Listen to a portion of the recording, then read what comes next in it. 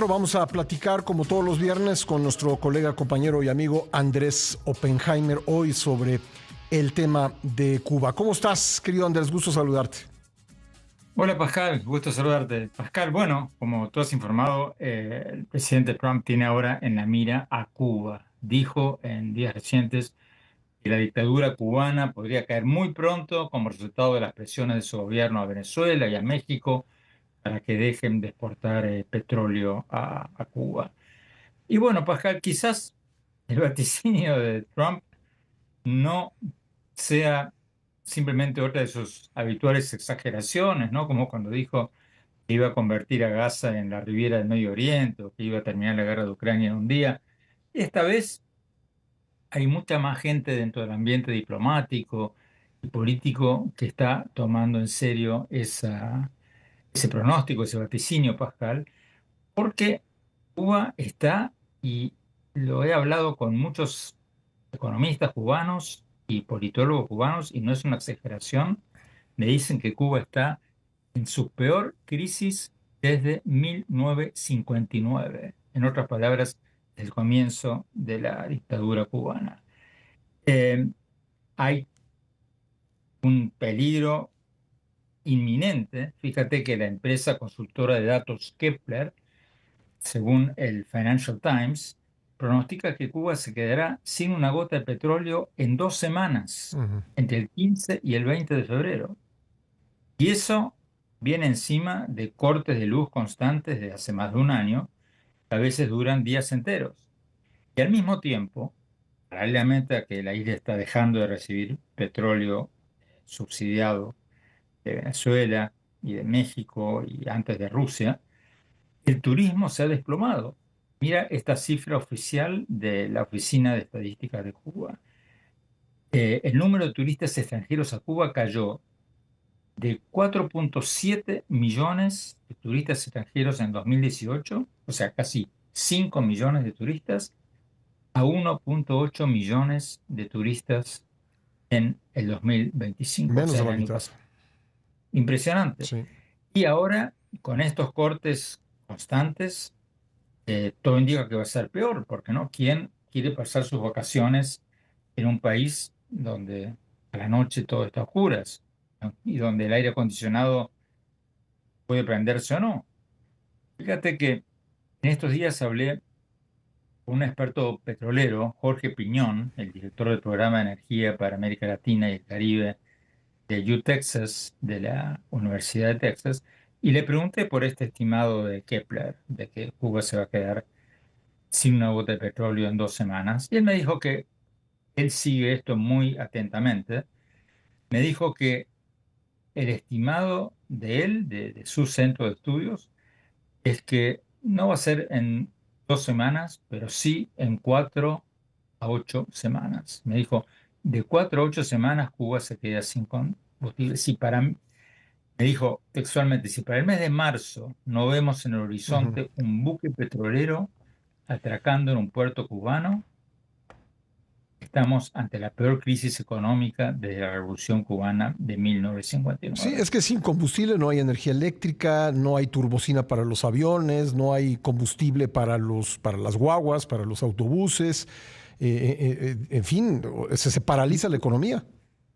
Se paraliza la economía y se paraliza la vida diaria, Pascal, porque en Cuba mucha gente usa gas licuado para cocinar. Uh-huh.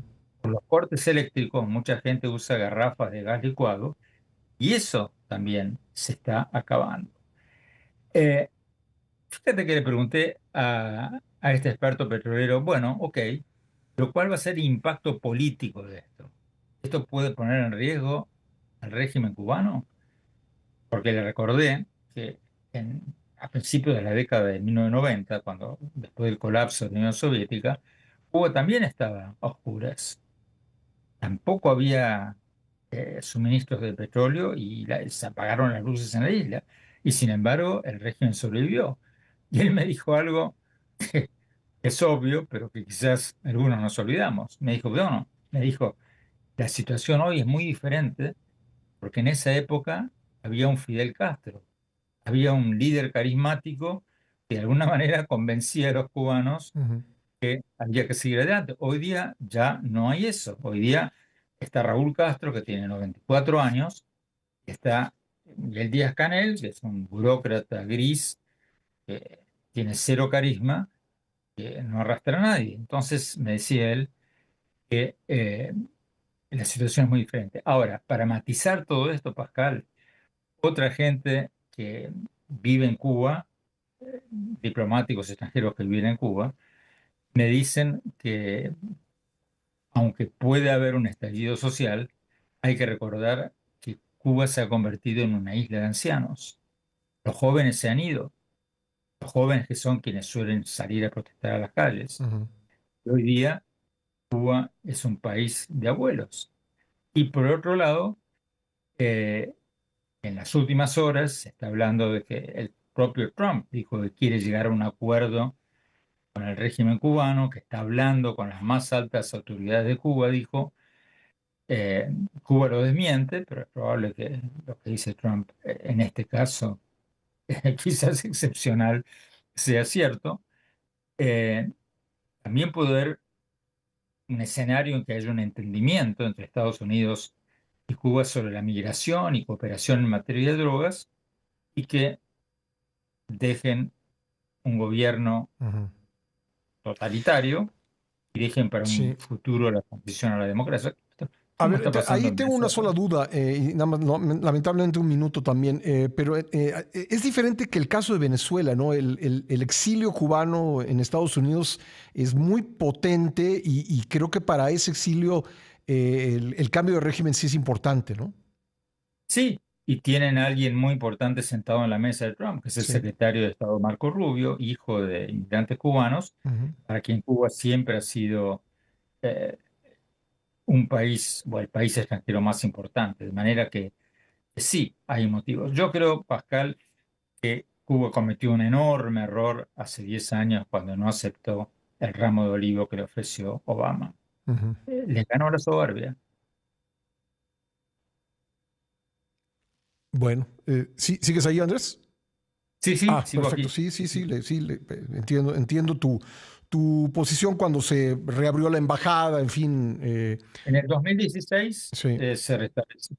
Obama ofreció restablecer las embajadas, ofreció normalizar la situación, fue a la isla incluso en sí. el 2016, te recordarás, y Cuba eh, dijo que quizás iba a ser una apertura, nunca Ujú. la hizo, ni siquiera en la economía, a pesar de que cada tantos años promete liberar el sector privado, pero Sí. son siempre fórmulas para ganar tiempo.